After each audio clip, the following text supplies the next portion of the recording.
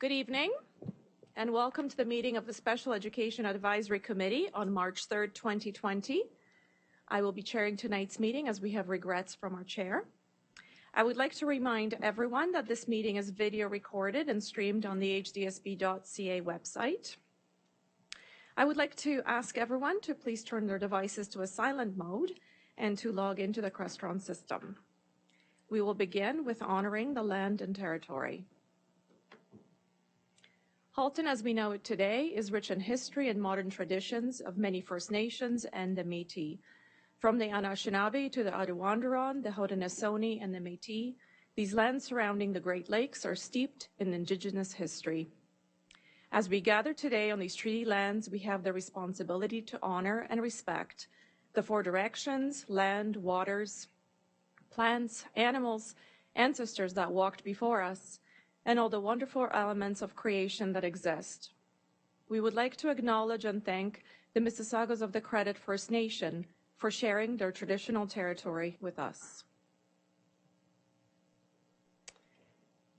Okay, so we'll begin with approval of tonight's agenda.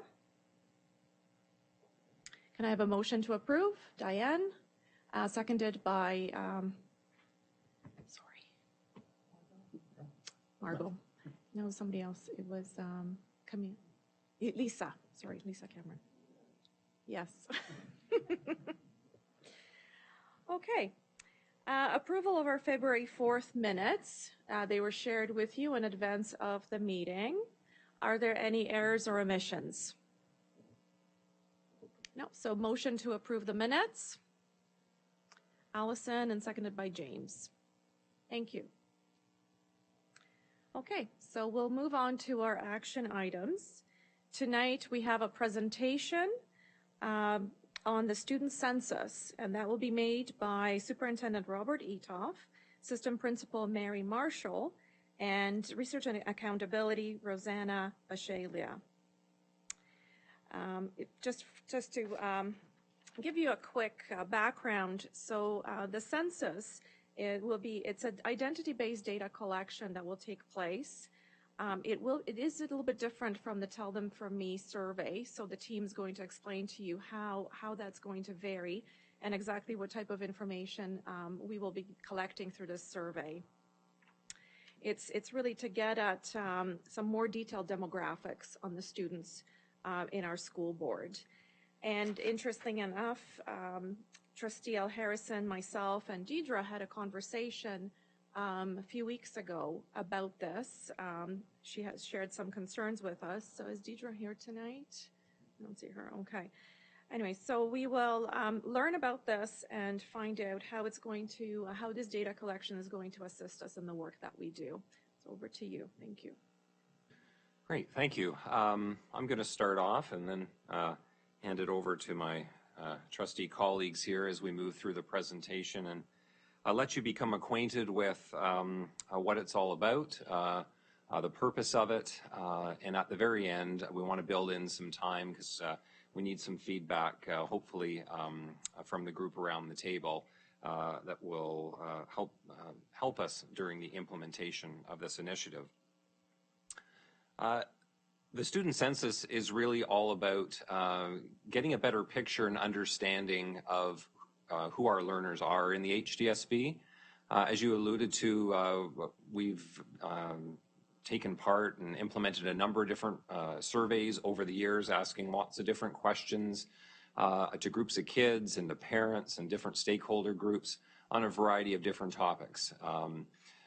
One of the challenges in getting that information back, as useful as it is, one of the challenges has been we haven't been able to make a direct connection or correlation with who's provided that information, and therefore it's limited us in terms of how we were able to use that. The big why here is a critical step. As it says here, on the road to ensuring equity across all of our learners across the organization, is ensuring that we know our learners much better than we do now. This process is about collecting and analyzing this voluntary demographic data and perceptual data in order so that we can better enable individuals like yourselves and individuals like our system leaders and senior team members to more precisely direct our goals across the system and really look at those particular barriers which may impede our students from achieving to their full potential. The HDSB student census, this is a requirement actually of all public sector organizations, including obviously school boards. It's directed through the Equity Secretariat and is a mandate of the Anti-Racism Directorate. And there's a mandatory reporting requirement related to this, and I think it's 2023 is when all school boards have to have reported in their information related to the student census, because it is something that's going to be across all school boards. There's obviously a lot of standardization in the types of questions that are asked and the way that we go about implementing it. In the past, as you've alluded to, we have sought input from parents and from students. Most recently, through the Have Your Say survey and the TTFM, or Tell Them From Me survey, where we've engaged, you know, the school experience, the sense of belonging. Do I feel safe? Do I belong? What's my connection like with my peers, with my teachers, with my school? You're probably pretty familiar with some of the types of questions as there is a parent survey component to that.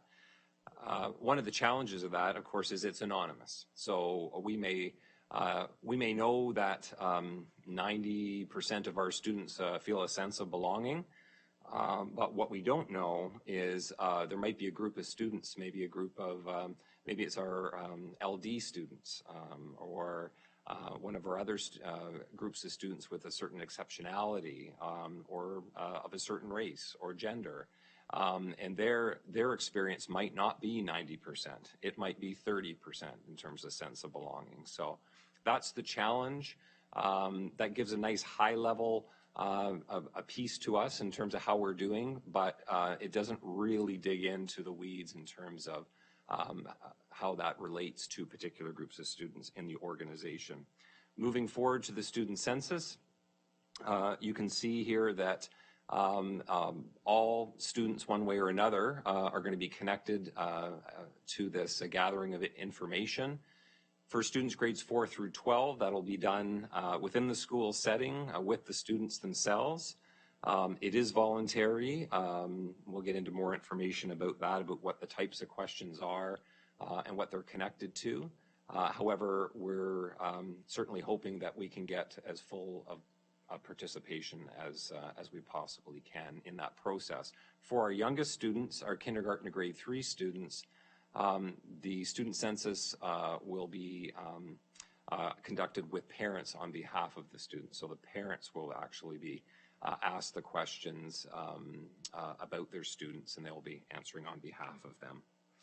So as we can see here, the student census is about gathering similar experiential data, student identity-based data, and as well as demographic data, which we can then cross-correlate with their achievement and with other areas such as their special education identification. Some people, I'm sure, will be concerned about, well, how do you know who's completing this from a safety and security standpoint? How does this take place? So I guess the best way to think about it is this survey or census, I should say, is confidential, but it's not anonymous. Student names and ID numbers will not be used in the collection of the information. Instead, there'll be a randomized individual login, which would be connected and associated with each of the students who'll be completing the survey. Only members of our research department will have access to the corresponding student details. Individual level responses will never be shared. Instead, data will be collated and analyzed at the cohort level to inform board and school personnel. This just speaks to just this whole idea of a sampling versus a census. Probably the most popular census that you'd be familiar with is, of course, the Canadian census. It's quite an undertaking, right? The Canadian census, you're looking at all individuals across the country. We're looking at all individuals across our board, all of our students, all 65,000 plus of them. How do we engage them in this process? How can we ensure full participation? We know some other boards have gone out and have already conducted some of their work in terms of their student census, and they've had incredibly low participation rates. Unfortunately, that means those boards have to redo it all over again because there is a mandatory a percentage that is required, and so they're going to have to go at it again. So we're doing everything we can, and we'll tell you a little bit more about that, about how we can ensure that all of our planning takes advantage of all the input that we can so that we can get a good run at this the first time. The idea around the student census is that it's not done every year, that this is done every number of years. We haven't been given a specific timeline on that, but I think it's probably every 3 to 5 years or so is what we're thinking that they'll probably be asking of us. Just going to whip through a couple of different categories here. Student identity-based questions certainly make up a portion of the census. Guidelines and question specifics are standardized. We don't get a lot of choice in them. We've had input saying, well, do you really have to ask about this particular category? It's not optional. The phrasing of the questions is not optional, and that's obviously is for good reason, so that it can be standardized and results can be compared across school boards and across the province. Family demographic data is another area that students are asked about. At any point in the survey, including this, including these questions, students are invited to answer them to the best of their ability. If they're unaware or unsure, that certainly one of the options for them is to skip any individual question that they're either uncomfortable with or they don't feel that they can answer. In terms of school experience data, again, these are somewhat similar to types of questions that we've asked before, and highlight what their school experiences entail. So those are just a few samples there. And I guess to kind of bring it down from 50,000 feet onto the ground level, one of the boards that has actually been doing this for many years now, they've been doing it on their own prior to getting provincial direction, is the Toronto District School Board. So they have a great deal of experience. They've had several different iterations of a census similar to this. And so I'm going to pass it over to Rosanna, who can tell you a little bit more about their story. Okay, thanks, Rob. Good evening, everyone. Thanks for having me. So while the Halton District School Board has not yet conducted our own student census, so we know that it will provide us with powerful data to really understand the experiences and the opportunities and the achievement of all of our students across identity group and across intersecting identity groups. So you'll have multiple identities being experienced by a particular student. So as Rob mentioned, the Toronto District School Board has been doing this for several years, and so I'll run through a mini example of the type of data and reporting that they've been sharing with the public, and the type of analyses that they've been doing to really understand their student population. So this would be their third run at the student census. They started off with junior kindergarten to grade 6 being parent report in their very first wave, while grade 7 to grade 12 being student report. In 2016, 2017, they switched to having grade 4s and up self-reporting, and they found that even young students as young as 9 and 10 years old are quite aware of their identities and had absolutely no problem reporting on their identities and certainly experiences. And so this will be the model that we'll follow here at the Halton District School Board, with self-report from grade 4 and up and parent report for the JKs to grade 3s. As Rob mentioned, some school boards have had low response rates, but the Toronto District School Board as well as the Peel District School Board have had very good response rates of above 80%. And some schools actually have 100% response rates. You can appreciate that it's the smaller schools, but nonetheless, that's something to really celebrate and to learn from. The parent census is the one where some of these response rates tend to be a bit lower, but nonetheless, they're well above the 60% mark. And so from a statistical perspective, that provides a system with good enough data to be able to make predictions and also estimate what the experiences are of the different groups of students.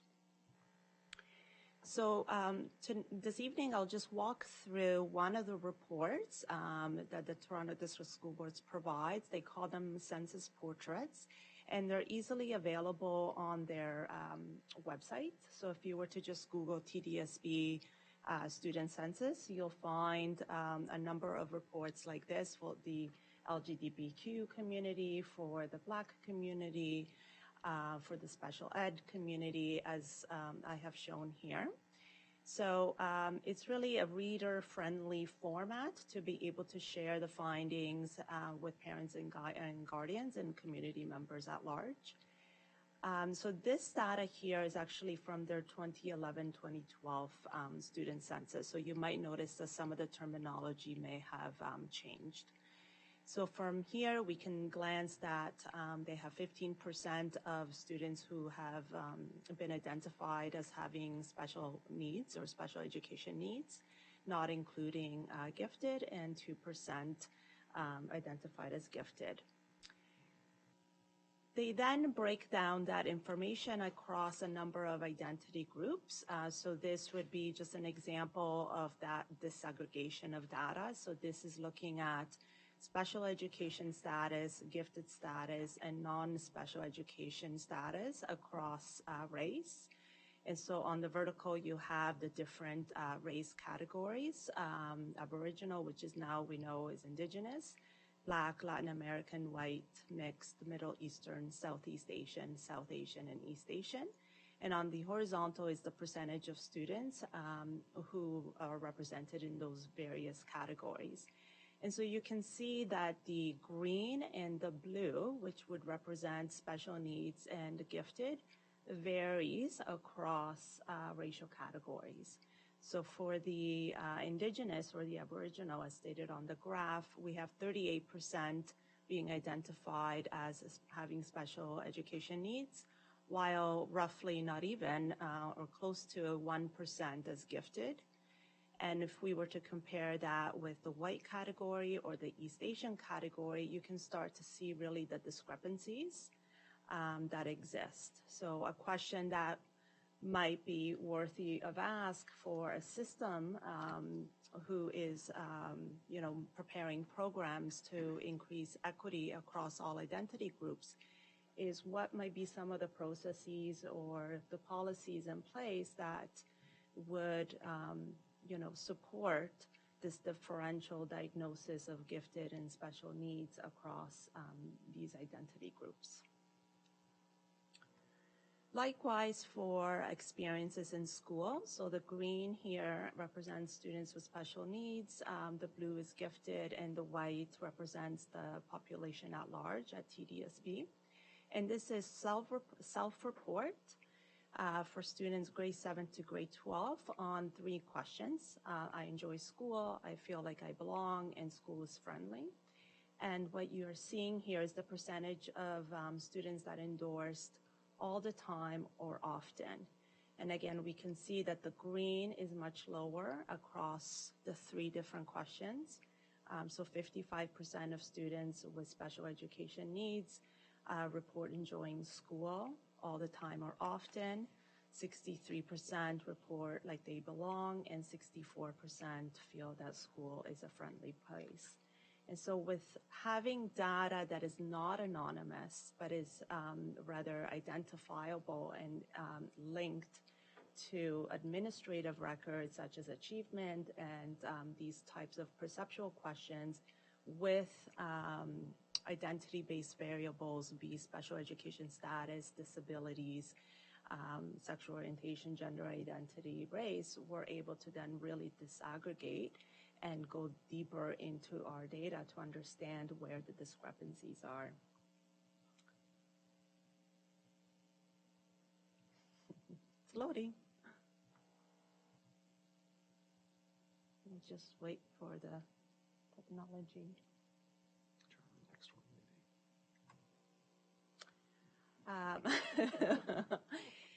So I'll just run through really quickly. I think the slide that for whatever reason didn't show was for EQAO. And so likewise, there are gaps that are seen with students with special education needs performing lower. And this shows for OSSLT, 41% being successful and 47% completing 16 plus credits. So again, this is another demonstration of discrepancies. Another important piece of the student census is that it provides systems the opportunity to track and monitor student outcomes across time, and so that one is also able to monitor closely whether strategies and programs that have been implemented have had the desired effects that one would wish. So this graph here, the yellow line represents student well-being, self-reported on the 2011-2012 student census, while the green line shows self-report on 2016-2017. And across the horizontal, you simply have the grades starting from grade 4 to grade 12. And so we can see that there is a 7 to 12 point difference between the yellow line and the green line, pretty much starting from grade 7. And so we're seeing that students are reporting less emotional well-being relative to previous years. And that starts quite early in grade 7.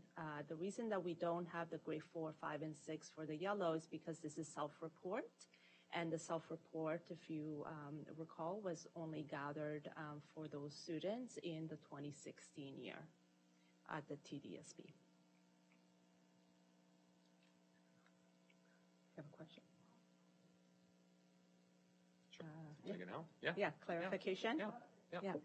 So I'm just wondering, because it's from 2011, 2012 in yellow and 2016 to 2017 in green, would that mean that the grade 12s in green were the grade 7s in 12? Like, is it the same? Would that be the same students?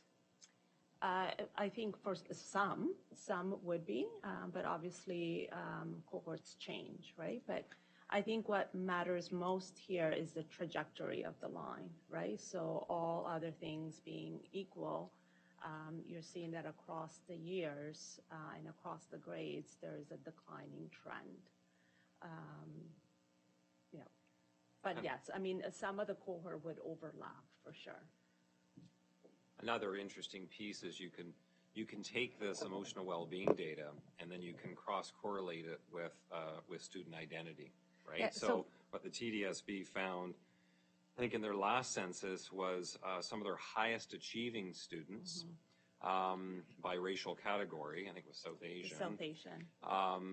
Had some of the lowest scores in terms of emotional well-being. So really insightful data that can really inform your work at the school level and at the board level. Right, because kind of what I'm wondering, and I don't know if I'm seeing this right, but so if I'm looking at the grade 7s in 2011, 2012, they had an 87% rating of good emotional well-being.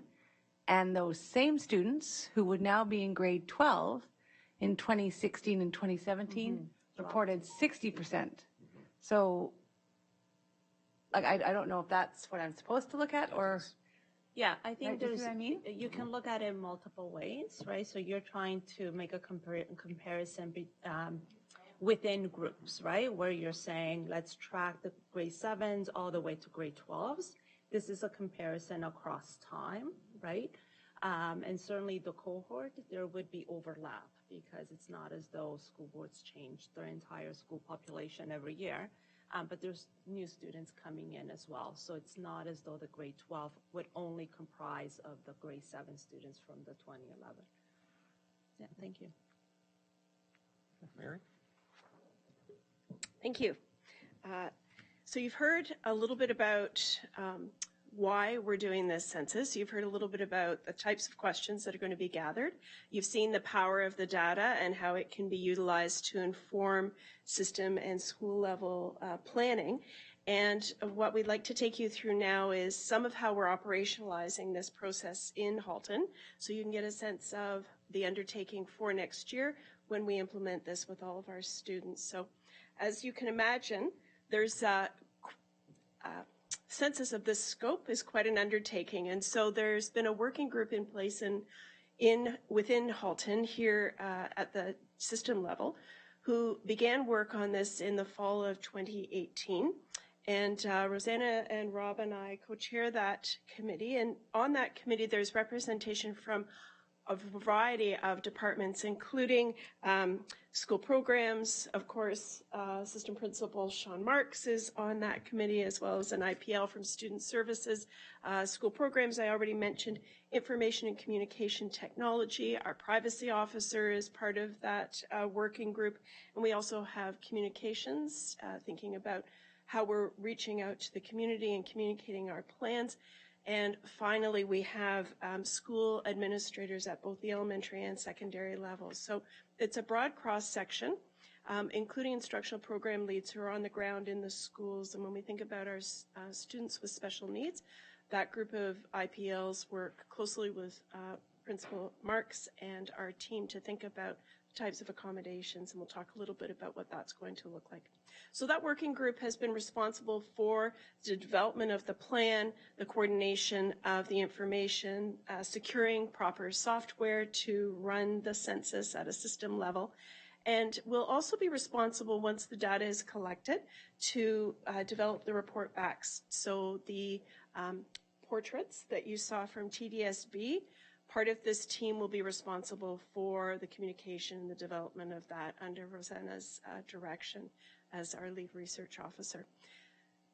In all of that, as you saw with the TDSB information, the anonymity of the students will always be protected in any of the report backs. So at any point when the reporting is done, if there's, when we get to that granular level, any question that the anonymity of a student or a group of students is going to be compromised, we wouldn't report that data out. That's always going to be protected. And even for the working group, we won't have access to the individual correlation data. That is all secure with Rosanna and the collection of that in the system. So that group will be developing the report backs and then sharing them out with schools and the system and using them to inform ongoing work, our operational plans in the system when we think about our board improvement plans, how we operationalize our multi-year plan, and the information that's required to think about closing the gaps for all of our students.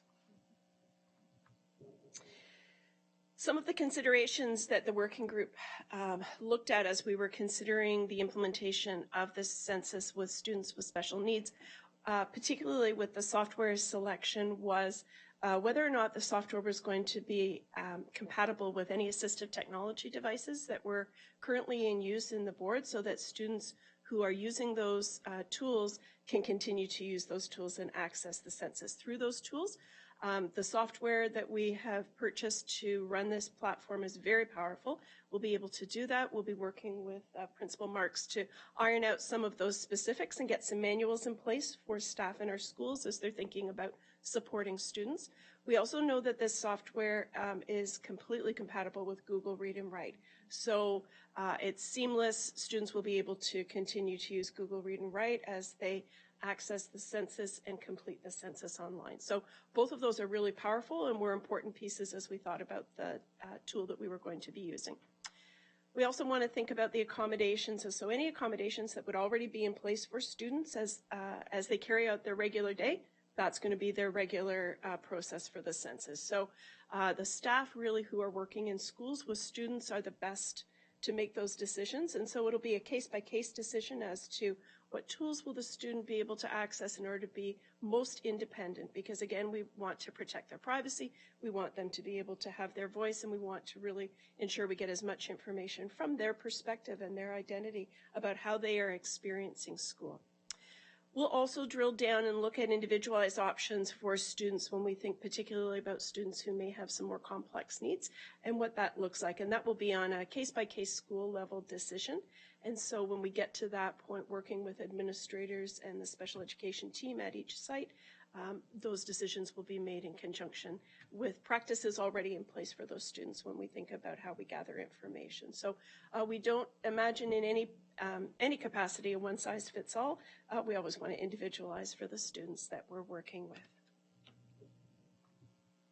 So our timeline at this point in the fall of 2020 is to conduct a series of outreach sessions, and we'll be looking to do those at the regional level as well as with particular community groups. So when we think about students with special needs and families of students with special needs, we would imagine conducting at least one reach out group with that group of families so that there's an opportunity to really go closer into the census, ask the questions that are really important to them, think about all the what ifs, and gather feedback from our families who know our students best, and really ensure that we can, as Rob and Rosanna were saying, ensure as high a return rate as possible with the gathering of this information.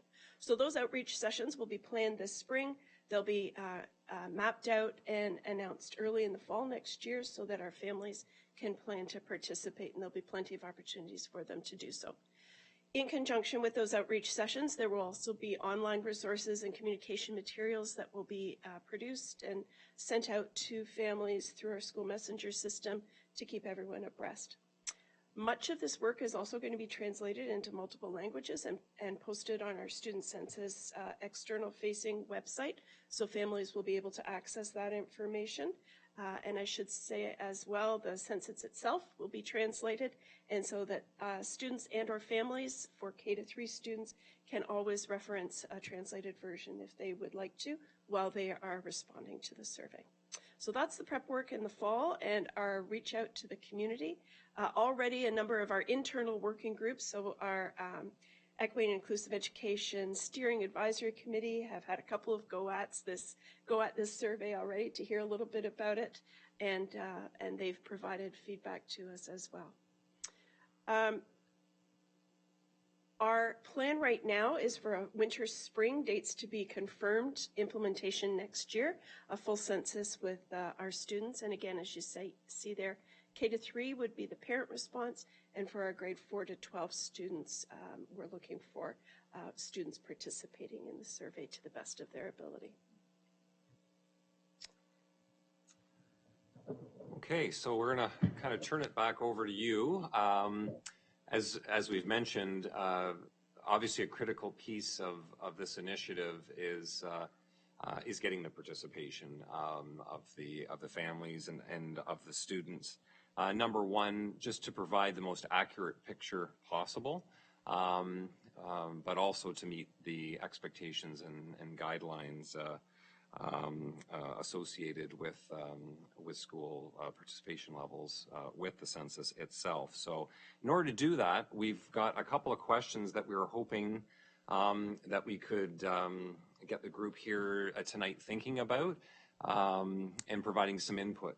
We were at the Parent Involvement Committee session a few weeks ago or so, and got some really useful feedback from them, and we're hoping for to get a similar from you folks tonight. And just based on these two very broad questions, first of all, what strategies might we use to ensure the highest level of participation across all of our families and our students, and particularly some of our really vulnerable students who may normally have challenges in participating in something of this nature. And second of all, having gathered this data, what questions would you like to see more examined? With that, we have chart paper set up in the back. I don't know if that suits the group. Prior to moving over there, we're certainly happy to answer any other questions that you may have. We do have two stations set up, but they just have the same, question 1, question 2, question 1, question 2. They're just on different tables. So. Okay, thank you very much. Before we proceed to the small work groups, are there any questions for clarification from our speakers? Anybody? So I do know that, sorry, yeah? Oh, there we go. Margot. I just have a question about when you're putting out are you allowed to give them time during school? Are you allowed? Yes, so the grade 4 to 12, it is during school time. Okay. Yep. And the survey platform allows for students to pause at any time and then go back to it at a later date, and the responses are saved. But again, with that, so that's, they can do it, but will they have will there be a designated class time? So yes. I know for me, when I do stuff at the university and ask for surveys, yes. If I don't give them a specific time, they don't do it. But if I sit them down and say, you've got to do this now. Yes, no, absolutely. What we've learned from both the TDSB and PO is that first period worked particularly well for the elementary students. For secondary, it was a little bit more challenging because at times the first period was a spare. And so we missed the spare students essentially.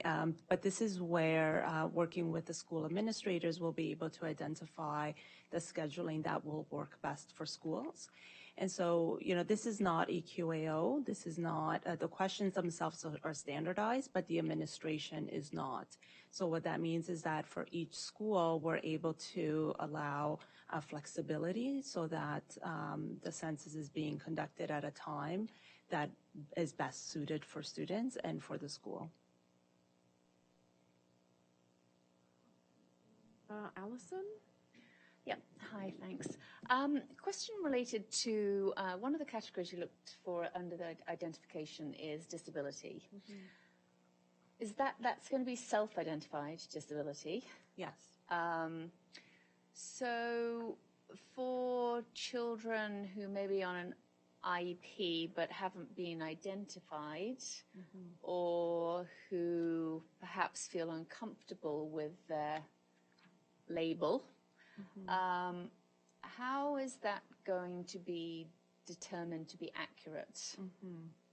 So having the data linked to the student name, last name, OEN number, we'll be able to do what we call validity checks or verification checks. And we would do that, that's best practice anyways. So we would do that. So for example, there's a question about where were you born? Were you born in Canada? We know where our students are born, but we have that question as a validity check to ensure that students are being as truthful and honest as possible on the student census. And then there would be a threshold by which one would, if there's too many discrepancies, one would decide that that's a census that is not a valid census. The disability is a tricky one because, of course, it's very personal. So the question comes to us from the Equity Secretariat. So it is a standardized question across the province and across all public sector organizations. The categories themselves come from the Accessibility Directorate, which is a provincial body. So there's very little flexibility there for us to be able to change any of the categories or the questions. But the question is not phrased as, have you been identified as having a disability? It's a perceptual. So do you perceive yourself as having a disability? So I could have mobility issues, but I'm able to carry on my life without any limitations, and I might not identify myself as having a disability. While conversely, someone who might not be able to see properly or to their level of satisfaction might identify themselves as a disability. Pain is also a category on there. So we'll need to have conversations with our internal experts around that question because certainly we want to honor the voices of students, but also recognize that we'll be using this data for system planning. And so we need to ensure that we're gathering data that's valid. Back to that. So in that table there where you have special needs, how do you know that they're the same? How do we know that they're the children that we may be thinking we're representing here versus children who have their own perceptions? Because, you know, I would hope for some of this data to be able to narrow down and get an idea of perhaps do children with learning disabilities achieve as well, or do they have a lower level of well-being in school than the standard? Because you know, children with LDs generally have 2 to 3 times more mental health issues than others. Is that seen at school? But without some kind of connection, it's difficult to get that data. So we would have that connection because we would have, for example, the well-being questions linked to their identifiable information, such as their name and OEN number. So if the question is one where we are really thinking about students who have been identified as special education needs, then we would not use the disability question to get at that. And we would correlate their perceptions of well-being with system-level data that we already have.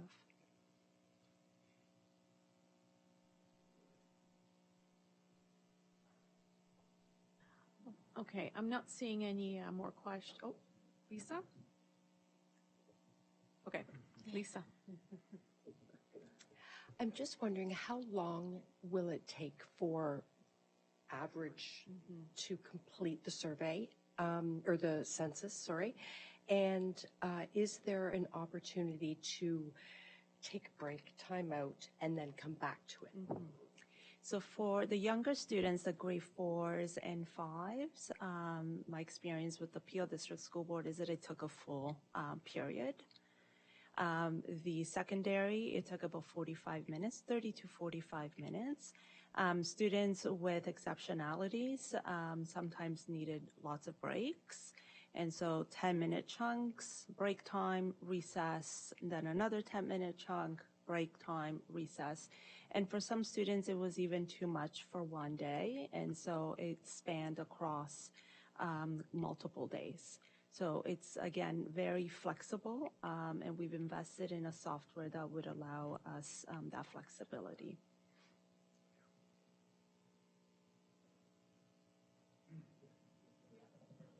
For me, I guess the obvious question is for kids with exceptionalities, is there support? Is there someone helping them answer the questions if they need it? If they can't entirely understand it, will it be explained to them? Yeah.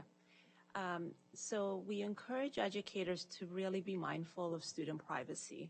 So we would not want a student to be disclosing on these identities while an educator is sitting and being privy to that response.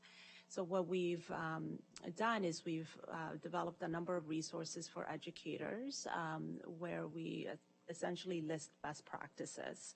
So there's a read-along version of the student census that provides educators with definitions of the different terms. So if I don't know what atheist is as a student, as an educator, I have a standardized definition of that I can read out loud to the student. and then provide the student the privacy to be able to respond on their screen without me looking at what the response is. But ultimately, if a student is really struggling with a question and really is not understanding, then our recommendation would be to say to the student, you can either skip it, or you can choose the do not know option, or do not understand this question. So there's a number of response options per question that allows a student to be able to communicate to us that either they simply don't know what their orientation is on that identity variable, or they're not comfortable, or they would just rather not disclose it. So the census is not an opportunity for students to become enlightened about any particular identity variable. We understand that identity is a fluid concept, so the way that they might identify today might not be the way they identify in a year or 2 years' time. So on each question, our recommendation to teachers is to spend about a minute and not more than that, and really to explain the concept and then ask the student to move on if they really don't understand. And sorry, just to follow up to that, would there be an option for those children then to bring it home? So I'm just thinking of the profile of the kids that I represent with Down syndrome. They may fit into that K-3 profile where parents are doing the survey. So in that case, can parents have the option of doing it for them? For the K-3, it's completely up to parent discretion of how that census gets completed. We have some parents who might feel more comfortable answering completely on behalf of the child. And then we might have some families that would feel comfortable sitting with the child and having conversations around those identities and trying really to capture the student's voice and perception. We'll leave that to individual families to decide. No, sorry, just to clarify, my question was for kids that are not K-3, that are older, but with exceptionalities. So would we then have it sent home? Yeah. The grade 4 to 12, because of the private nature and sensitivity of some of those questions, and we recognize that there's a whole spectrum in terms of the conversations that might or might not take place in the home. And so the direction that we received from the ministry and the anti-racism directorate is that the information really belongs to the person who provides it. So if it's the K-3 and it's the parent, then the parent really the data belongs to that parent. If it's the grade of 4 to 12 and they've already started to report on their own identity, it's their own information. If an educator feels that a student from the start, looking at the questions, feels that really there's a student that might not be able to complete any of the questions, and the student is grade 5 or grade 6 or grade 7, then that questionnaire in its entirety can go home. But it would need to be a blank form so that we're not disclosing potentially private and sensitive information of a student without the student really being prepared to possibly share that information with their parent and guardian. Okay. So can we just make sure that as a board, though, we clearly let staff know to communicate that to families? So I'm just thinking of the kids that I represent, like if a letter was to go home or to staff, like if a child then, like our kids, many of them can read and write, but if they answer one question and then they're like, oh, I'm done now, like I don't want to do the rest of it. Now we can't send that home, so now that family doesn't get a chance to provide input. Yeah. Right? So maybe, I don't know, somehow just to clear, because I do think that this is really, census information is very important. Yeah. And I think that our kids also should be included in it. Yeah. So somehow sharing that with staff as to how to conduct that in an equitable way. Thank you. That's exactly why we're here, to really gather this kind of feedback. So in my mind, the way that would work is that a blank form goes home. So if a student only is able to complete 1 or 2 questions, then the directive to teachers would be to let us know, and then we would send a completely blank form. Yeah. So the intention now, if you don't mind, is just any other questions of clarification, and then all these ideas, we want to get those captured back on the charts.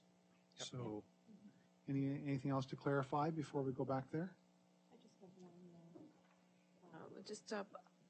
So I understand the mandate behind the census, and I see value in the power of the data that will be collected and how we can support our students. and dig deeper at the discrepancies and what the barriers to student opportunities might be. And exploring that is very important. What would you say to parents who might be concerned about that level of information that the child will be sharing in terms of data security, who's going to be looking at it and how it was going to be used to alleviate some of those concerns? Yeah, part of the steering group, which we mentioned, has obviously spent a great deal of time kind of working through some of those issues, and we didn't mention at the beginning, but we've been very fortunate. Rosanna, prior to working with us, worked with the Peel District School Board. She's kind of referenced that and was integral to the student census that they implemented there. So we've got not only other boards who are kind of forerunners in this work, like the TDSB, but we've got our own in-house person who's been through and seen what some of the challenges and barriers are to getting full participation. One of the pieces that's been generated, because obviously the privacy piece is it would be of greatest concern, and probably of greatest concern to particular individuals within our communities, possibly those within our racialized community. What are you doing with the data? How are you going to use the data? Is it going to be used in a proper way? What's the security? What's the privacy? So we have already started generating Q&A, and we've got several different resource documents. Some of that information is obviously part of the general communication that goes out. But we have a helpline. This is the other end of the helpline to answer and respond to any of those individual questions. But some of the work that Mary mentioned in terms of the timeline is we know we need to get out there and not only connect with our staff and get their buy-in around this piece and ensure that they know the value of it, because they're our number one connection with our parents and how it works best, but also get out into the community and the various different groups within our community to ensure that they're properly informed and they understand the value of it and are in turn able to support it and ensure that it's successful. Yeah. I'll just add, there's been lots of discussions with our IT department to ensure the data security. So the tool that we chose for the student census was actually a budget ask because we did not have that tool. But after having explored a year worth of electronic tools, we landed on the one that, frankly, we didn't want to purchase because of the cost, but the level of security that this company provided was unmatched. And so we've invested in a very secure tool. The IT department has also set sort of the infrastructure up so that the data will sit on the same server where all of our student information system sits. And there's only a handful of individuals within IT that can actually even have access to the server. So in total, including myself, there would be a total of 5 individuals that would have direct data access. And of those individuals, only myself would have the file that would link an anonymous code with the student identifier. And so we've put in all the different levels of protection. Our privacy information manager has been at the center of those conversations. And so we feel quite confident that having this electronic tool where nowhere does the student name appear. So even if a student were to leave a page open on their screen, it's just a screen with questions. There isn't the name, there isn't even a student number. It's linked to their email address. And so it's even at that level, it's removed from the student identity in terms of their name and last name. Okay, thank you very much. So we will now proceed to our small groups. How much time do we have? Let's see. Yeah, 10, 15 minutes. Yeah, 10, 15 minutes, 10 Yeah, minutes? let's see how it goes. Okay. We're over time, but this Yeah. is certainly important discussion, so. Okay, thank you. Michelle's waiting patiently. Thanks, Michelle.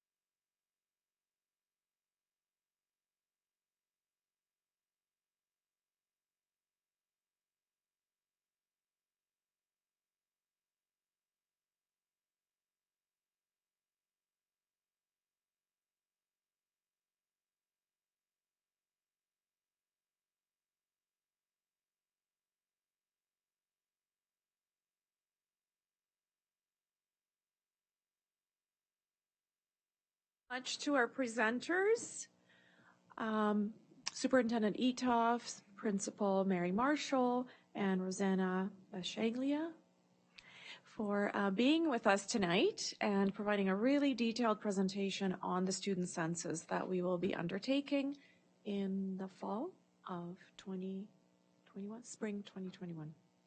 Thank you very much. Okay, moving on to our next topic item. Mental health update with Michelle Bates. If you recall, Michelle presented to us last year on the mental health strategies, and as a result of that, she received some questions and recommendations from our group. So Michelle is back to provide us with an update and with some responses to our questions and recommendations. Over to you, Michelle. Thanks, everyone. Lovely to be together again. It's always nice to see familiar faces. Mark and I are very pleased to have this opportunity to come back together again.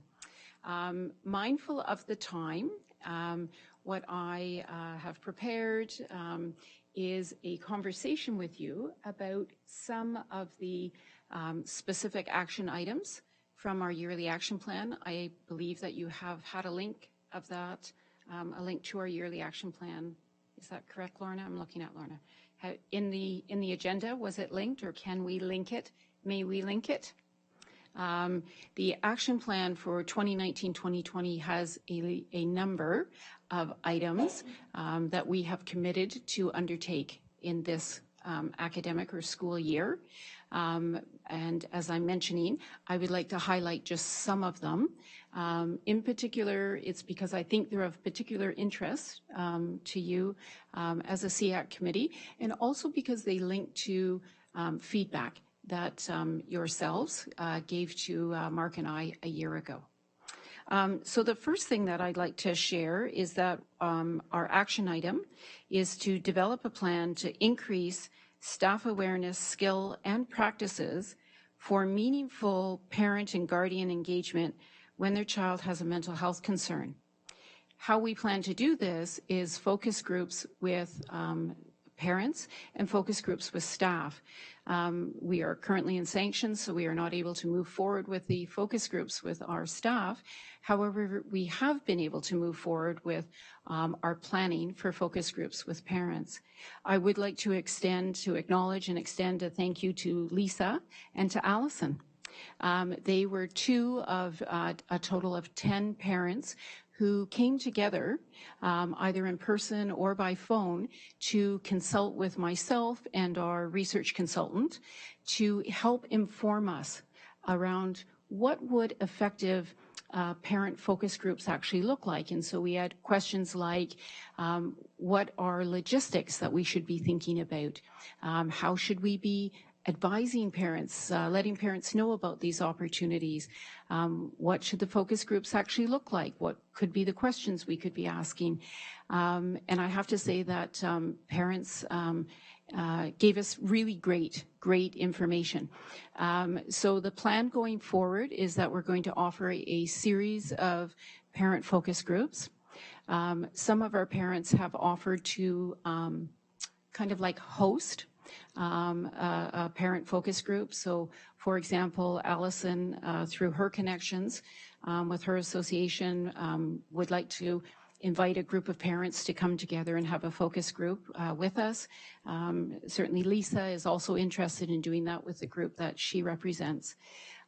We also have an intention to hold focus groups for racialized, Black, Indigenous, CPP parents, and other groups that are coming forward to say, hey, we would like the comfort of being together in community as we are sharing with you our perspective about how we as a board can be having meaningful engagement.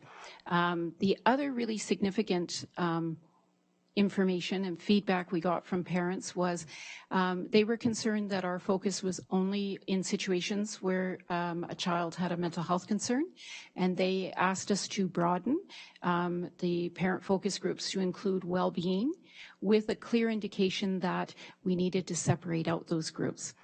because they have different needs. So again, a thanks to all those consulting parents for their help with that. So as I mentioned, we are moving ahead. We've put together a flyer that's gone back out to our consulting parents. We are again taking their feedback and making improvements. Our intention is to be holding these parent focus groups in the month of April or into May. My offer to all of you is that if you would like to, on behalf of a group that you're representing, if you would like us to have a particular parent focus group, please be in touch either with Mark or myself directly, and we'd be happy to have that conversation with you to see how we can make that happen. So we're very excited again to have both Allison and Lisa to participate in those focus groups, in that consultation group, and then to help us facilitate with that. So thank you to both of you. I also want to mention that during the consultation with parents, there was an optimism and an excitement in the room. One parent said, is the board really serious about this? Because this is important. The well-being of our children, your students, is important. And we've got ideas on how to make this better. We've got ideas about how it's going well. And we want to share our ideas. And so please tell us that you're serious about this. And so I was really happy to say, yes, we are very serious about this. We are very committed to that. And, you know, it's a great honor that Mark and I are hearing that parents are excited about this opportunity. And so we are pleased that as parents, you see this as important work. And we thank you. We thank you for your consultation and your enthusiasm and your anticipated participation. So thank you for that. The second item I would like to highlight is one of our action items is to scan current resources where we can be helping parents providing information about support and information related to children's mental health needs. This is a direct correlation to the feedback we received from you in April of last year, where you asked specifically about communication to and with caregivers and students and connections to community resources. So I'm happy to report that we included that in our action plan for this year. This action item is underway. We are engaging in a current scan of where and how we are providing information to parents and about community resources. And that we will be coming forward to our Mental Health Steering Committee with that update, and then also with a dialogue and an opportunity for input about where else could we be providing parents with information? How could we be doing that better? A third action item is to develop a plan to increase students' help-seeking behaviors. And again, this is very much connected to the feedback that yourselves as a committee gave to us last spring. In particular, as a committee, you were asking about student literacy, including how do students know where and how to access supports.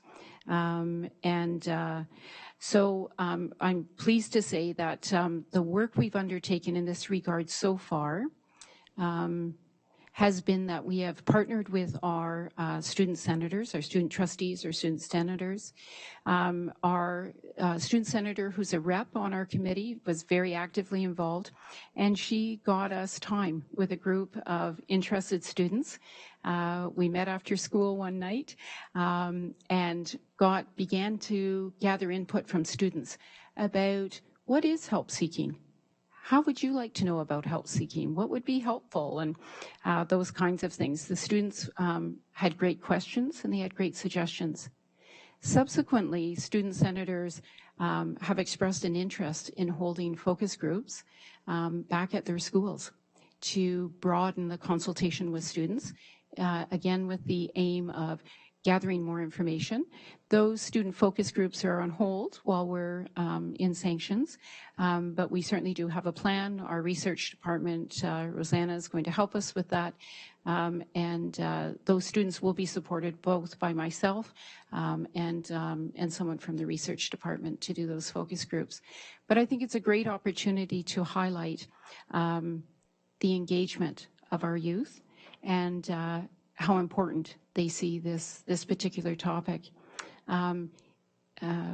One comment that stood out for me in particular was a student said, well, before I ask for help, I kind of need to know how my teacher could help me and how have they been trained to help me. So I have that quote pinned to my board. I thought that was very instructive and very illustrative. And I think it points to a key area in where we need to be going as we're advising students around how to seek help from who, and when you go there, what kind of help can they give you. Another item under our action plan is to conduct a focus group or a number of groups and literature scan to identify essential skills that staff require to effectively refer and partner both within our board and community resources. There has been a long conversation for many years. Our board has a pathway to care document, problem-solving steps, and we know that part of that is that staff be aware of resources internally and within the community that they can guide students to. What I don't think we know so much about is what skills do staff need in order to do that? So as we've begun to have conversations with students and with mental health professional staff, what we're learning is that this requires more than just a knowledge of the resources. This requires things such as understanding where a student is in their readiness for change. It requires staff to have skill to be able to support students who might be feeling in distress at the moment. It requires engagement skills. It requires conversation and partnering with parents. And these are just some of the skills. And so our plan is to reach out to our staff and have focus groups across occupations to better understand what are the skills they see so that we can develop a plan on how we can better equip and support our staff in this important work. Another action plan item that you'll see in our plan for this year is to implement our HDSB suicide protocol for students in elementary schools. We have developed the protocol, and we were very fortunate in October to have a significant amount of time with all of our elementary administrators. We provided in-service on the presentation of suicide, the background around suicide, how students present, because it is different for elementary students than secondary students, and then helped our administrators understand their work and their role and that of others in the building and in the board. So that has begun. That work has begun. We have lots of other training attached to that, which we're ready to go once we're in a position to be offering PD. And finally, the last action item I have prepared for yourselves tonight is just to highlight a new service that we are offering on our board, which is group work for students in grades 7 and 8. So you may remember from last year we had talked about group work for secondary students, groups for students who are presenting with anxiety and depression, emotions, big emotions. And so beginning in January, we've started to offer those same content groups, different material, but same content groups for students in intermediate ages. So we're very pleased to be seeing this service expanded and offered down into our intermediate ages. There's definitely a need, and we also see it as a way of being proactive and intervening earlier. Thank you, Michelle, for this wonderful update. I think we're all pleased to see that the questions and recommendations that our group brought to you in the spring have been put to good use, and you've come back with some excellent suggestions and strategies.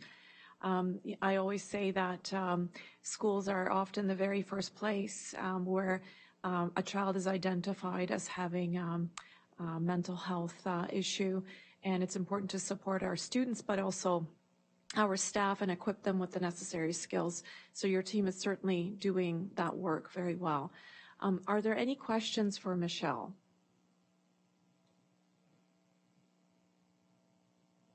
Okay, Heather? You mentioned the group work with the grade 7 and 8s. Who will be facilitating those, and what are their qualifications?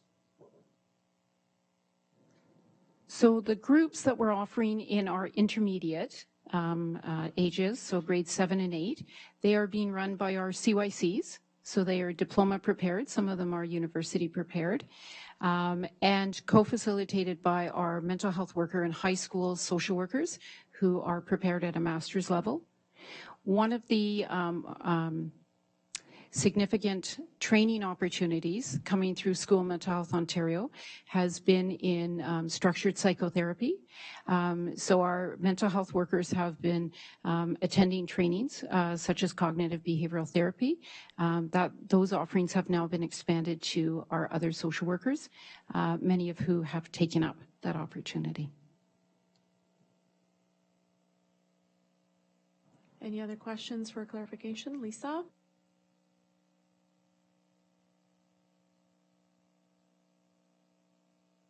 Hi.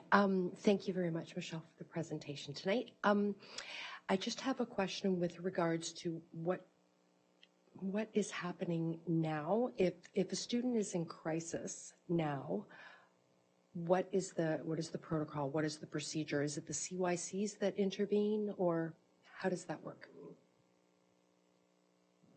Can you clarify what you mean by a student in crisis? If a student were to come to school and, I don't know, talk about suicide. So specifically as it relates to a student sharing a concern of suicide, or a parent sharing a concern about their child related to suicide, or a teacher overhearing or seeing something in writing or drawing, we even have examples of peers coming forward to adults saying, I have a concern about my friend. So any of those avenues we see as invitations for help. So our protocol would say that that staff person immediately ensures the safety of the child immediately, which means that we do not leave that child, that student, unattended. Administration is notified, parents are notified, and the school contacts their school-based CYC. From there, that school CYC, many of who have received training related to assessing suicide risk in children, come on site to begin that first aid, that suicide first aid assessment. And then depending on the outcome of that, our parents often attend school to pick their child up, to access care. It might be emergency care, it might be walk-in care at Rock, it might be connecting them with their family doctor and or with a clinician that child may already be in touch with.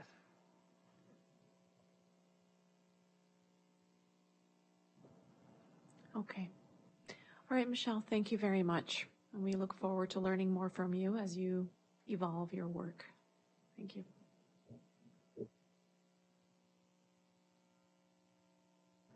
Okay, all right, moving on. We have an offer of a presentation by Allison and Diane too, from our Learning Disabilities Association, Halton Hamilton.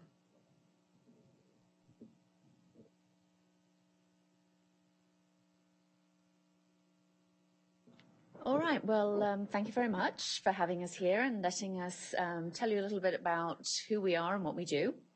I'll lead, and then when I screw up, Diane will come in and tell everybody what I've missed. So Diane obviously has... You said I was going to answer the hard question. Yes. So Diane has obviously been with the organisation for a long time and has a vast amount of experience with learning disabilities, and so I'm honoured to sit beside her and go through this presentation with you. So, the Learning Disabilities Association of Halton became the Learning Disabilities Association of Halton Hamilton about a year ago, when we took over that geographical region as well. We are a chapter of the Association of Ontario, and so we operate under their rules and regulations. We're a non-profit organisation that receives no ongoing government funding. So the only funding that we receive relates to programs that we offer, donations that we receive, our annual conference that we run, and occasionally grants that we get for a one-off program that we might put in place. So it's an organisation that relies very heavily on the support of the community to be able to offer its services. And our purpose is to provide resources and support to individuals ranging from children, youth, adults, and parents who are affected by learning disabilities within our region. Having said that, within our region of 1.5 million people of Halton Hamilton, approximately 10% will have a learning disability. So that could be 150,000 people. And if we imagine as well the families and the other family members that are affected, we could be looking at 600,000 people who are affected by living with a learning disability. And so that's a large population that we serve. And we're there to provide leadership in advocacy, research, education, and services to make sure that our children, youth, and adults can enjoy full participation in society. So we represent about 10% of the population. So it used to be 1 to 2 children in every class. With class sizes now, could be up to 4. But a large chunk of the population. If we look at other disabilities, we represent about 45% of children with a disability. We also support children with attention deficit disorder, ADD or ADHD, as they are about 70% of children with a learning disability will also have ADHD. So we have very much overlapping services, and we support both. So when we take into account that, we're supporting well over 50% of the students with disabilities.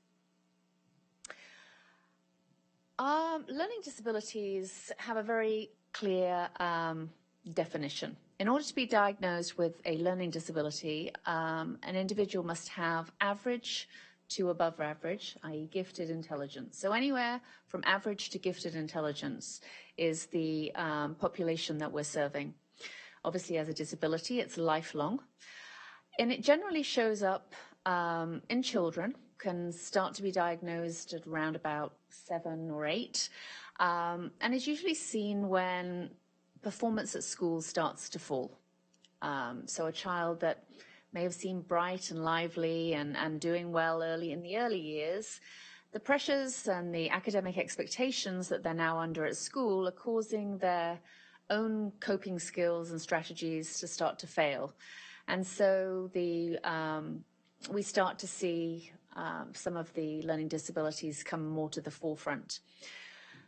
However, that's not the only way that a disability can be diagnosed. It can also mean that a child may be able to achieve normal academic achievement, but have to put extremely large amounts of effort in to do that. And so for my daughter, it would be 4 hours of homework every night at grade 6, trying to keep up with peers. So while she did extremely well, there was a large amount of work that had to go on behind the scenes. And with that come other factors that then affect their ability to cope in society. So it's not just a lack of performance, it can also be a huge amount of effort to gain that performance. A wide number of people have learning disabilities, some of whom you may never know, the majority of whom you may never know. As we say, learning disabilities are an invisible disability for most of the time. And it's only in certain areas that a person may struggle. They may have great skills in another area of their life and be able to cope well if they use their strengths. But they have a disability that means that in certain areas of their lives, they're not able to achieve academically. So what are learning disabilities? They represent 7 processing elements in the brain that can go wrong or could not be functioning the same as everybody else. And so in psych ed assessments, they look at these 7 different areas and determine whether there are deficits that are affecting academic performance.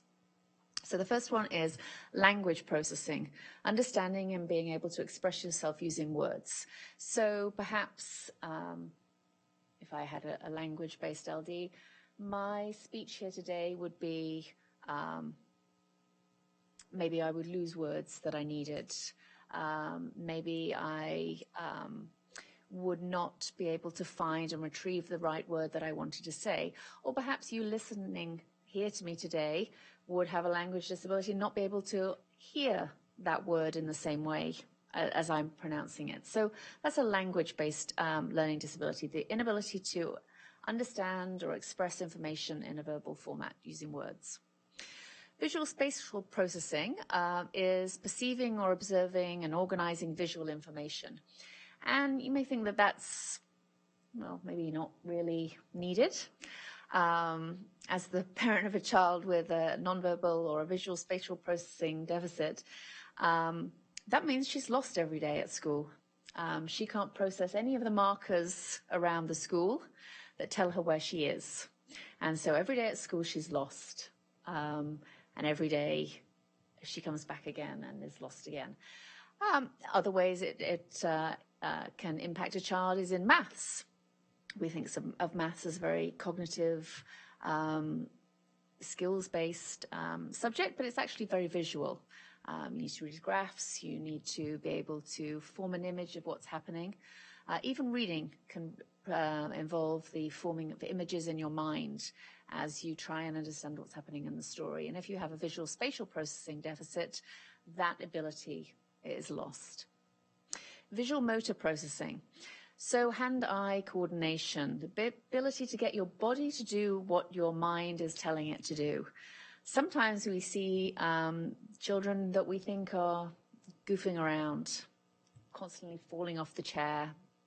Sure, they're doing it on purpose, trying to make everybody laugh, but perhaps it's a learning disability, an inability to make their body move in the way that it needs to be able to seat themselves on a chair. At a more basic level, it could be the inability to hold a pencil and manipulate it in such a way as to be able to write using a pencil. Phonological processing, which is Diane's area of expertise, is the ability to identify and manipulate speech sounds.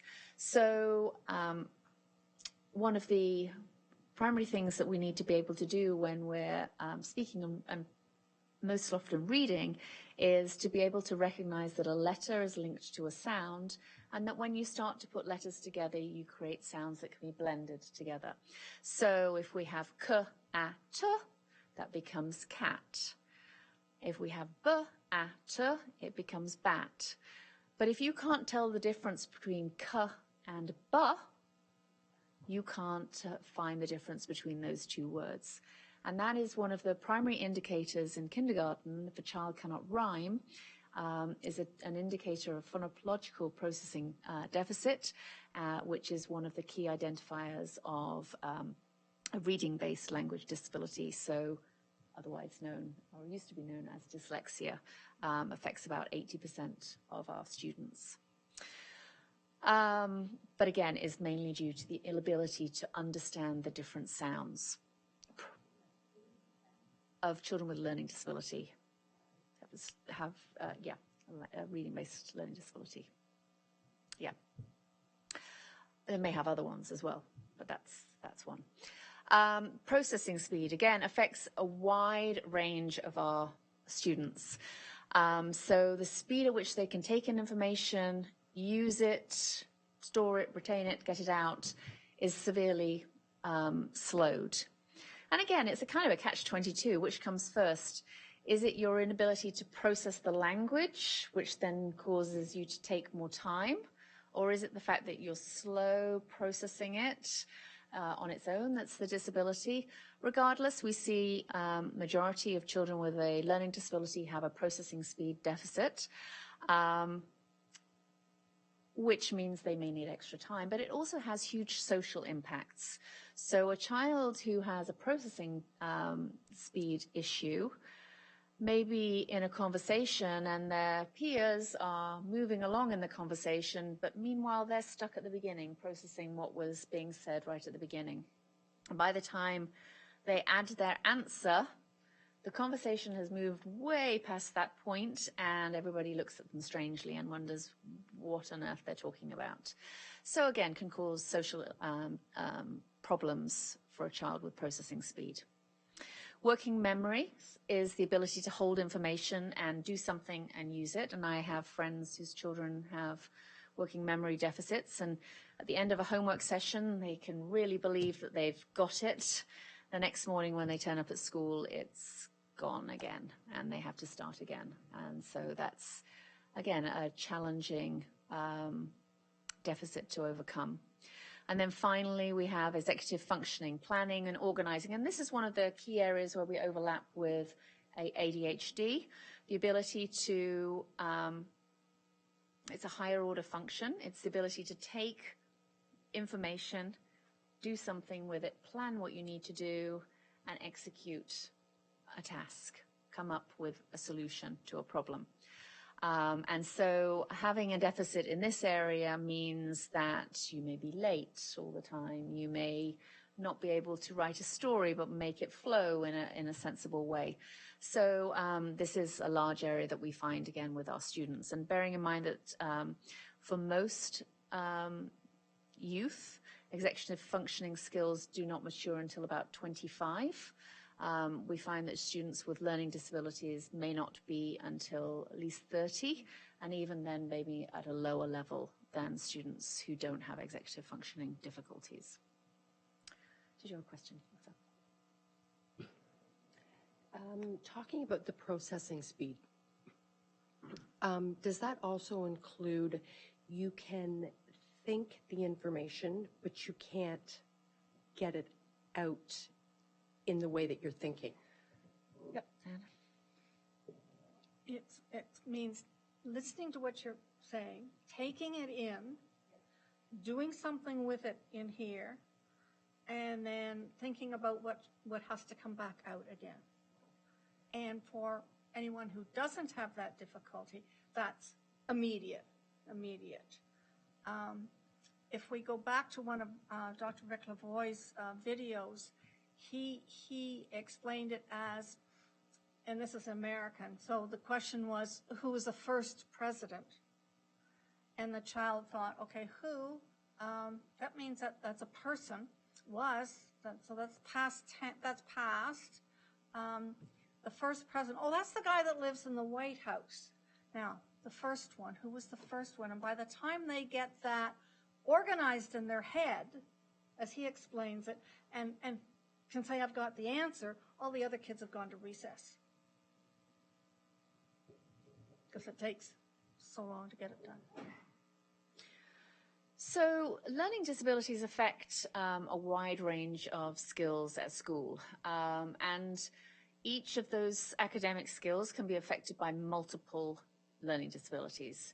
So oral language, as we said, could be affected by a language-based processing deficit.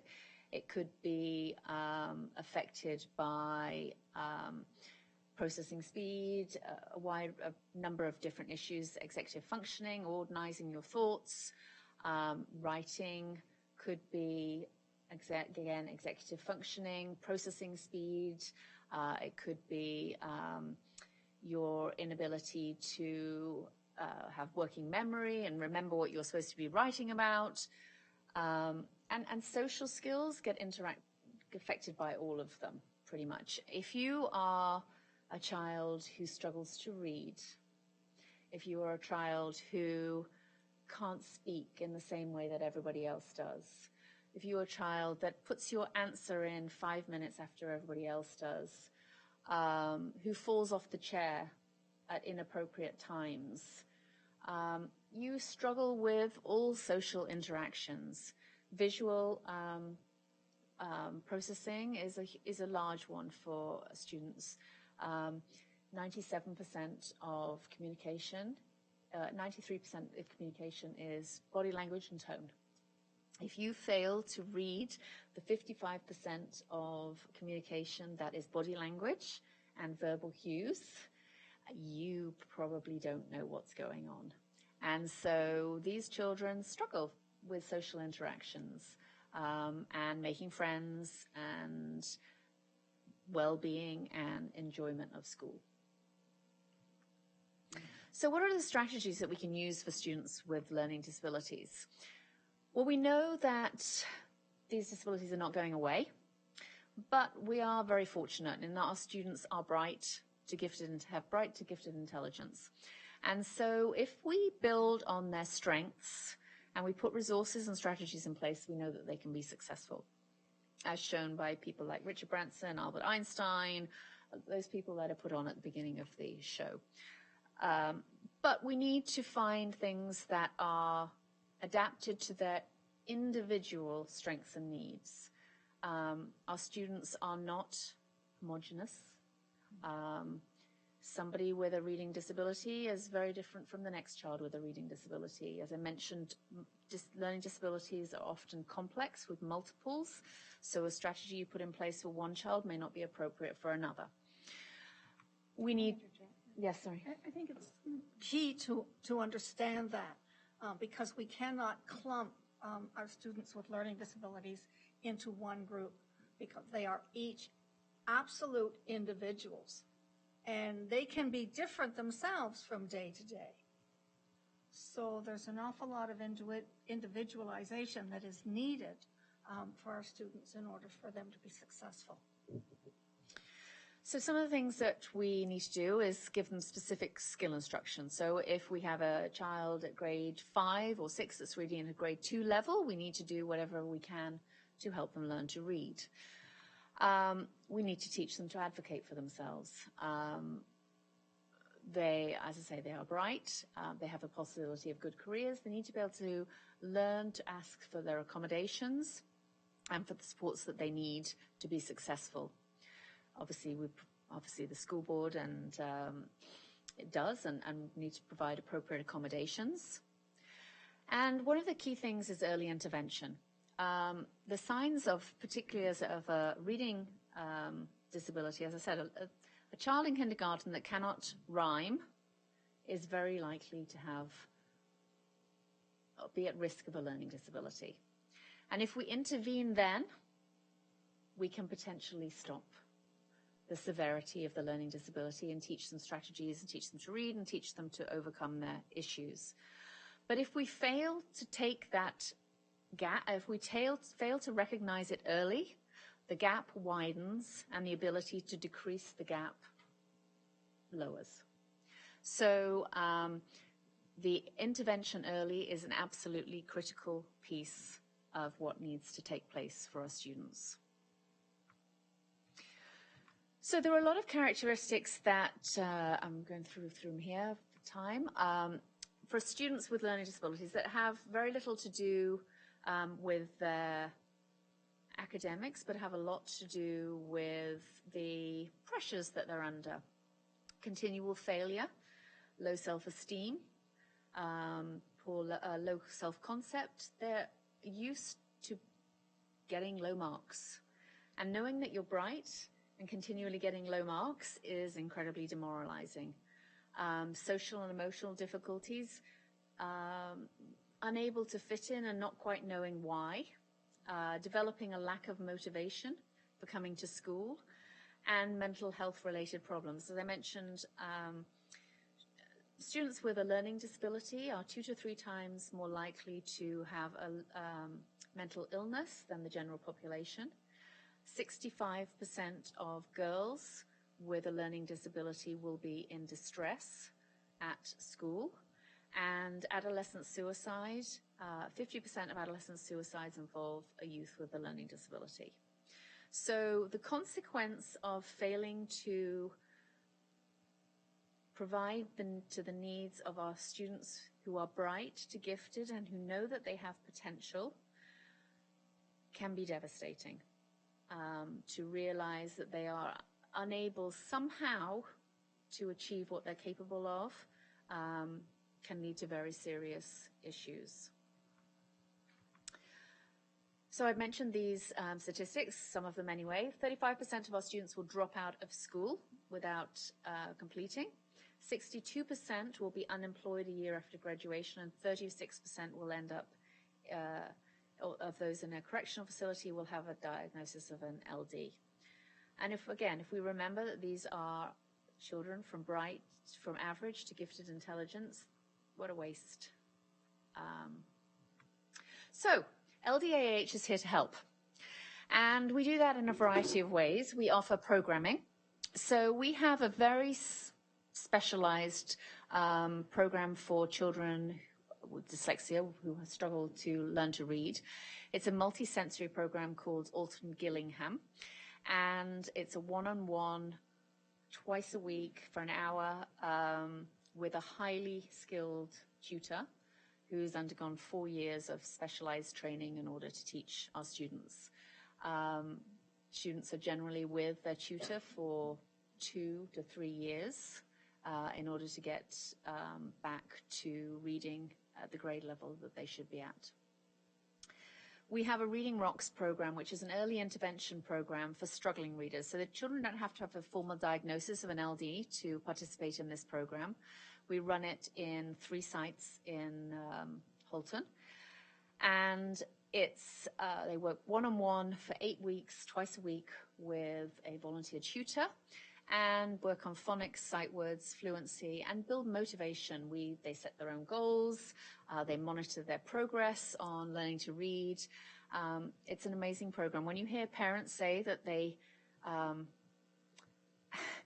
to drag their child out to go Halloween trick-or-treating because they'd rather come to Reading Rocks, then you know you're doing something right. So we're very proud of that program. We also have a multisensory typing program which helps students with language-based learning disabilities. It's based on phonics as well, but multisensory learning, teaching children how to type as well as helping them to learn to read. Our assistive technology program is not really on how to use tech. The schools do a great job of teaching kids how to use tech. They know it better than us. What it actually teaches them is how to write and research using their tech. So how to write a paragraph, what that involves, and how to use their tech as a tool to do that. And then how to research and how to use their tech as a tool to do that, just as you would use a pencil or an encyclopedia in the olden days. I just wanted to comment that our teacher in the assistive tech is actually a classroom teacher in Peel, and he has a self-disclosed learning disability. And then we also have self-advocacy training, 2 separate sections, grades 6 to 8 and then 9+, where we teach students about their learning disability, about their strengths and weaknesses, how to self-advocate, and also some learning skills for use in high school. And then we're in the process of developing that social skills element that I mentioned, so important for our students. The other things that we do, we advocate for parents. So we offer telephone and in-person support. We do workshops on IEPs, how to navigate the school system and work in a collaboration with the school system. And we also offer crisis support to families who perhaps need somebody to attend an IEP or a school meeting so that they can be less emotional or have somebody there to take notes while they're in that conversation. We run lecture series, and obviously we're here at SEAC. And then we run an educators conference this month that will be taking place on the 11th with breakout speakers and keynotes on key topics related to learning disabilities and the newest tools, strategies in the field. So that's a great conference if you're able to attend. And then we try and build community awareness with other groups to showcase the work that we're doing and build relationships so that we can recognize that our students may also need other supports in their life. They may need mental health support, they may need other community supports, or may have multiple disabilities. So by working as a group, we can all support the child or the parent or the youth that has the disability. So, does anybody have any questions about what we do? Yes. Well, thank you. That was incredible. You guys provide some amazing services to your families. Are those all free of charge to families? Unfortunately not. Our parent advocacy support is free. That we do. Diane often goes to school meetings, I go to school meetings. We provide that support. Lecture series, there's a small fee. The educator conference has a fee to it. If we go back to our other programs, the majority of them have a fee attached. The Reading Rocks, I think, is $150 for 16 sessions of reading. So that's subsidized anyway. Yeah, it's a volunteer-based program. I think we worked it out, it's like $6 an hour for the student to come and sit down. It's designed for vulnerable readers. So parents, we recognize that learning disabilities often have a genetic component.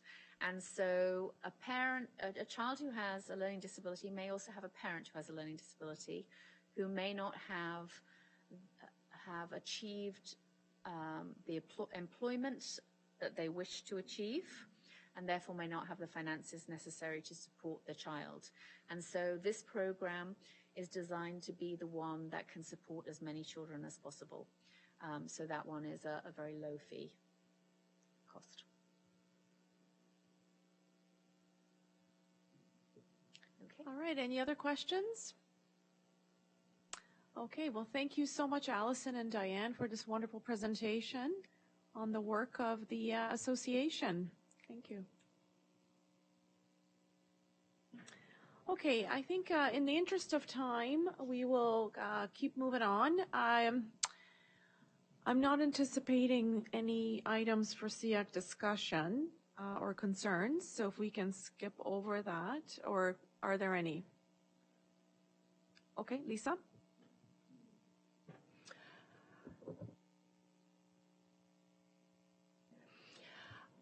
My question is with regards to CYCs in the school.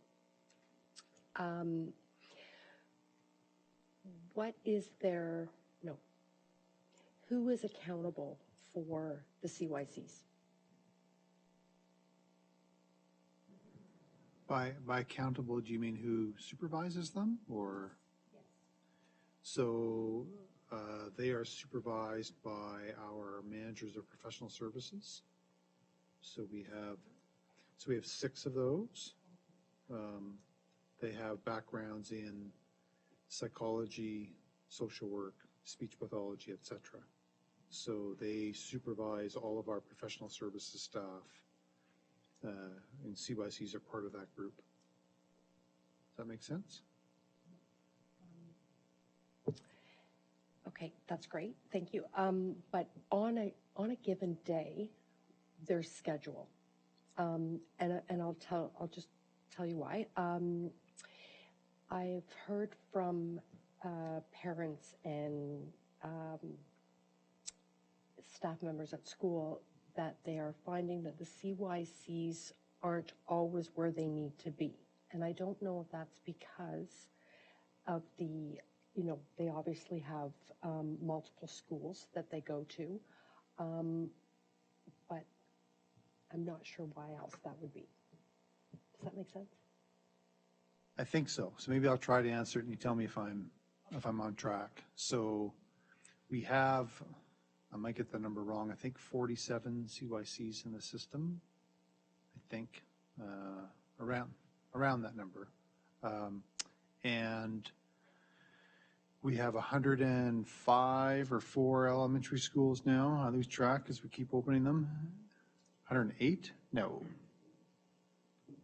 Oh, I'm sorry. 87 elementary and, is that right? And 17 secondary, that sounds right. So those staff are spread across those schools. CYCs are assigned mostly to elementary schools, but they do some work in secondary as well. And so a really big school, like some of our big Milton schools, 1,000+ students, I believe have one CYC assigned to them, whereas you might have some of our very small schools, that only have 150 students. Some of those CYCs might be assigned across 3 schools. So appreciating that. And then they try to have a set schedule so that schools know I'm a CYC, I come to you Mondays and Wednesdays, for example, right? So try to have that kind of a set schedule. However, depending on things like if they're being asked to attend an SRT meeting, because they don't always come to those. So depending on when those are scheduled, they might have to vary from what that school schedule is. And then also if needs arise that are outside of what would be normally anticipated in a school where they're trying to be responsive to those needs, they may have to be in a school at a certain time or day when they would normally be at another school. So that happens. And then an added challenge for this right now is that part of the sanctions, the labor sanctions that are in place for that group, because I think I've told you before, we have 9 different unions, right? So the sanctions vary with the group. So for that group, they're represented by OSSTF. Right now, one of the sanctions is they can't be reassigned to cover off for an absent colleague. So you might have a school where a CYC is absent due to illness or whatever other reason where there's a need. As management, right now, we can't reassign a CYC to cover off if something has arisen. So now our managers instead are having to respond and be the resource for schools instead. So you have a number of factors where you might have someone say, why isn't my CYC here? There's a few factors at play. And with a lot of our roles, everyone wants more, right? Wants more time because they value the resource and they do such great work. So, which I appreciate hearing, but the demands are high. Yeah. Does that kind of answer it for you? Okay. If you want to talk further, let me know. Okay, Margot. I just have a really quick question. I'm just wondering, we're over a year in, and I spoke with Mark about this yesterday, but I think it would be nice to share with the group. We didn't have elections this year for a chair and vice chair, and I know in the past those have been an annual practice, so I just kind of thought it might be nice to share with everyone what conversations have been happening regarding that process. So yeah, I did approach Mark about this, and given that we were a new group, we thought we'd bring it to the group in the spring to consider for September and do a transition that would align with the beginning of the school year as opposed to January. And maybe I'll just add, so there's nothing in any of the ministry expectations nor in our administrative procedure that says we must hold a chair and vice chair election each once a year. That's been a practice that we've had in the past. I think we basically did that because that's what was happening at the board table as well with the trustees. So, but we ended up starting even later this year. We didn't do our election until February, right? If you recall, because we had a snow day last January.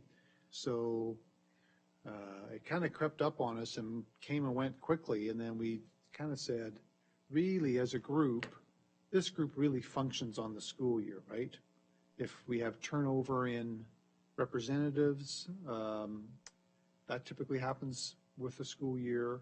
And so our discussion was, does it make more sense to have this discussion in, and I said to you we were going to raise it, but we're doing it now. Does that make more sense to have that discussion this spring with the intent that, this is what we were going to propose to you, you can walk away and think about this, have an election in June, because probably by that point, you know if you're planning to return, and then start the year with either the current folks in place or a change, whatever that might look like. So that's where our thinking was around. I guess maybe the question is, do we even do it? Because once again, there's nothing saying that we should or shouldn't. It's kind of been just what past practice has been, if that makes sense. So it wasn't meant to, I guess our intention was to put it as a future agenda item to talk about. I appreciate you asking the question tonight. That was the thinking, the discussion that Lou and Joanna and I had. We didn't hear anybody saying, please, I want to be chair. Most years it's, okay, will someone please step forward? That's our experience in the past. So we will put it on the agenda for the spring and collectively decide how we want to proceed. Well, it's just, as I said to Mark yesterday, it just kind of went, and because I wasn't at the meeting in February, that's where I thought maybe it had happened. And I was just kind of surprised that we hadn't sort of been consulted or talked to about it.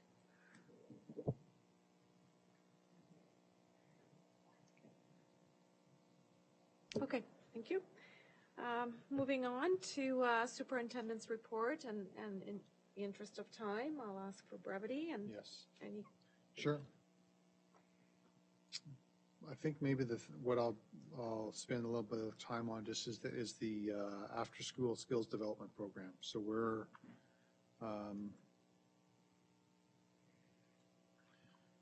I'm sure you can appreciate we came here with a presentation being quite excited about doing this program in Halton, and we've been, I'll say, slowed down at this point in terms of the labor sanctions because we've had some caution expressed by the unions and around our progress with this. So we're continuing to work with them and have that dialogue. We had hoped by this time that we would have had our staff hired and families committing really by this point for that start after March break. So we're not there yet.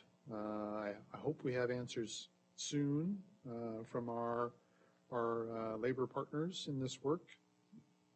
I know Sean has had some ongoing dialogue through our HR department around this, and we want to get this resolved and be able to move ahead. Obviously it's going to be a later start, so the program, let's say we start a week or two later, will get shortened. At some point in time, it gets too short, right? If it's only 4 or 5 weeks long, the value of it won't be there. So if we get to that point, we'll certainly keep you up to date where that's at. But we've done lots of other work in terms of planning. We've purchased resources. We've got spaces booked. We're really ready to go. It's just getting these staffing piece. And we've written job descriptions. We're really ready. We just have to work through this bit. So I'll leave it there, and if anyone has any other questions on my report, I'd be happy to take them. Otherwise, we'll move on. Okay, not seeing any questions. Moving on to the association reports. Anything? Allison? Just to remind you, as I mentioned, we have our conference on not this Wednesday, following Wednesday, March the 11th, at the Holiday Inn on Guelph Line. We would love to see as many people there as possible. As Mark mentioned, the labor disruptions have had a serious impact, as obviously this is a highly professional development opportunity for staff. And so we are still running the whole event, and we have a good number of people coming, but we would have loved to have as many there as possible. Thank you. Sophia? So World Down Syndrome Day is usually a huge celebration in schools. We do the Lots of Socks campaign. Schools have assemblies. Now, unfortunately, it's landing in March break this year, March 21st. So we were going to request, I was going to email you, but I guess we'll talk about it today, is if you could send out a letter to staff about sort of just sharing with families that, this is what it is. Normally we celebrate it, but it's over the March break. But just creating some awareness. And we have a template letter that we're sending to. So the Catholic Board has already sent it out to, I think, to all their families. So I will get that to you ASAP. And then maybe before March break, we can send that out. Be awesome. Yeah, it's a big deal, and it's really unfortunate. I think so many cool things that we normally do in schools, we can't do for labor sanctions. But fingers crossed, things come to an end soon. Any other reports? Okay. Thank you. Moving on to trustee reports, and I'll look to my colleague, Trustee Garrett, to fill in, please. Okay, got a few things going on here. Trustees have been pretty busy. So earlier in the week, we had the student trustee election. There were 17, I believe it was 17 kids, students, here in this room, and they were presenting, and they all had 4-minute speeches, and they were brilliant, I have to say. One of them that touched my heart bigger than I can even express, we had representation from the CPP program, and his speech was excellent. And I can tell you that the 2 new student trustees for next year are both Miltonians. That makes me very happy. One of them goes to WAS, White Oaks School. She's in the IB program. And the other young guy is from Milton District. So that's going to be exciting for all of us. The multi-year program plan is in the process of being finalized at tomorrow night's meeting. I can tell you that there's a huge contingency that have been working very hard on it, and it's looking good. We'll also be looking at naming the new school in Oakville. We've got 2 boundary reviews going on right now, one in Acton, which we will be voting on tomorrow night, and a huge one in Milton, because we have a new high school being opened, and we have a million little feeder schools that we've got to figure out who goes where. And I think that's about it. Did you want to comment on the calendar committee? You were on that. So also in Wednesday's package is the proposed school calendar for next year. I attended that meeting on behalf of our chair. It was an interesting meeting in terms of learning how it all comes to be and all the issues that are at play. So that's nicely outlined in the report if you want to have a look. And that is up for approval by the trustees in a couple weeks. Yep. So just for all of us here, and this is, my first go round on this, I believe that normally there's a SEAC member that sits on that calendar committee, and I'm not really sure why there ended up being 2 trustees on that.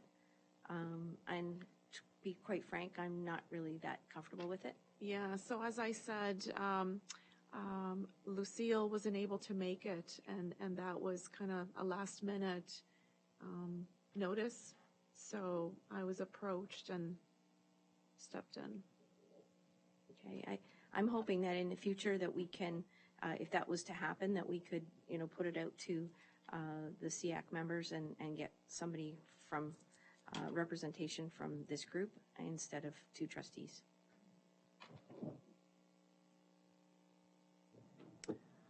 Okay, Committee reports, Parent Involvement Committee. Any reps on that wanting to report?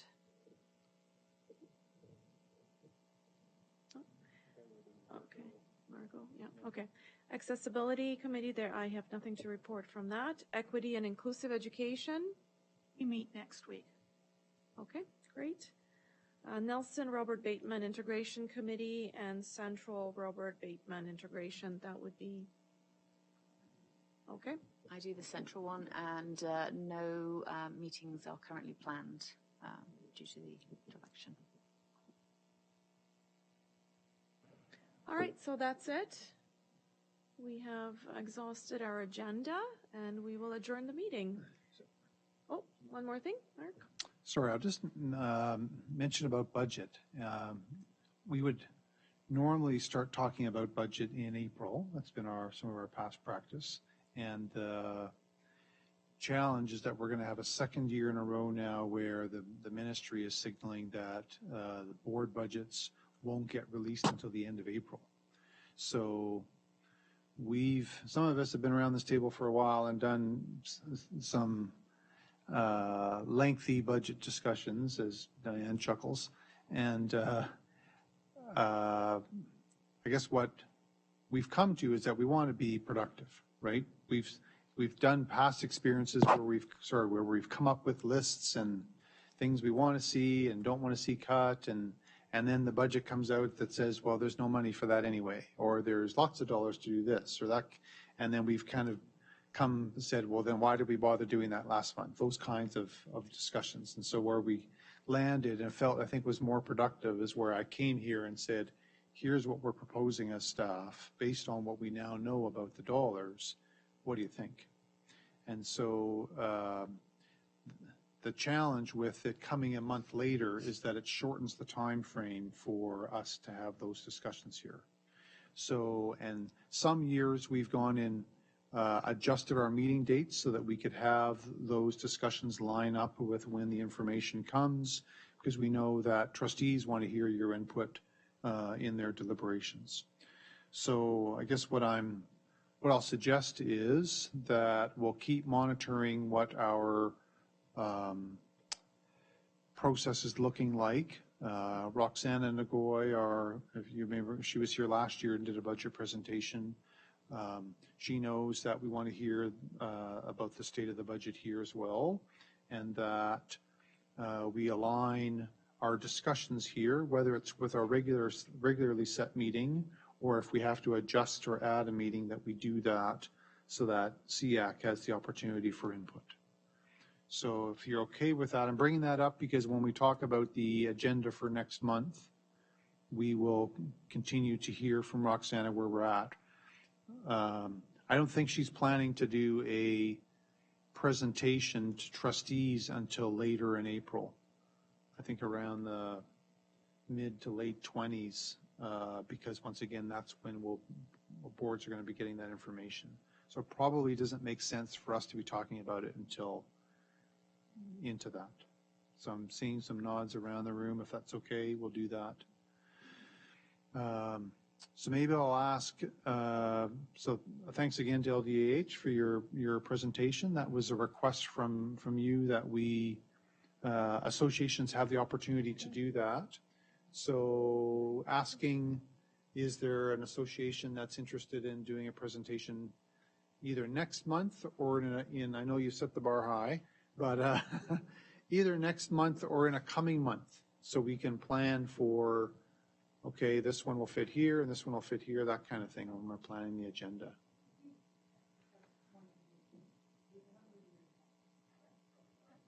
Okay. Oh, Mike. Oh, sorry, you need the mic for Kevin's waving back So there. the Halton Down Syndrome Association is interested in doing one. So we won't Okay. be ready for next month. We need to now get Do our you want act us to together. consider you for, They've raised the bar, absolutely. do you want us to consider you for May? Possibly. What do you think? We'll pencil you in for now. Yeah. Okay, thanks for that. Anyone for April? Any other associations for April? No? Okay. So we'll see, because once again, we've got other presentations that we want to do. And if our sanctions are over, we've got staff who are ready to go. But if we're still in sanction mode in April, I think in fairness, to doing it well, we need to wait. So we'll have to see what the agenda will be. A bit of a wait and see for April, if that's okay. Melissa, did you? I can do one on Easter seals in April. Oh, okay. That's great. Yeah, Thank that'll you. be very short Okay. and sweet. Okay. Thank you. We'll pencil you in for that. And also, I can't remember if we mentioned this. Maybe it was in a trustee report that we have I'm going to get her title wrong, Human Rights and Equity Officer. I'm not getting that right. Yeah. Her name's Jewel Amoa. All boards have been given dollars to hire someone for these positions, and we're thrilled to have Jewel join us. She's only in her second month, I think, with us. And she's doing a bit of an entry process, and one of the things she wants to do is come and introduce herself and share what her role is about. She's not sure. When I talked to her about it earlier this week, she wasn't sure if she would be coming with sort of content and, to present this and ask your input on this. She just wasn't sure if she'd be there yet, but she would at least come and introduce herself next month. Yeah, talk about that role. So that she'll be right now she's committed to being here next month. So, okay.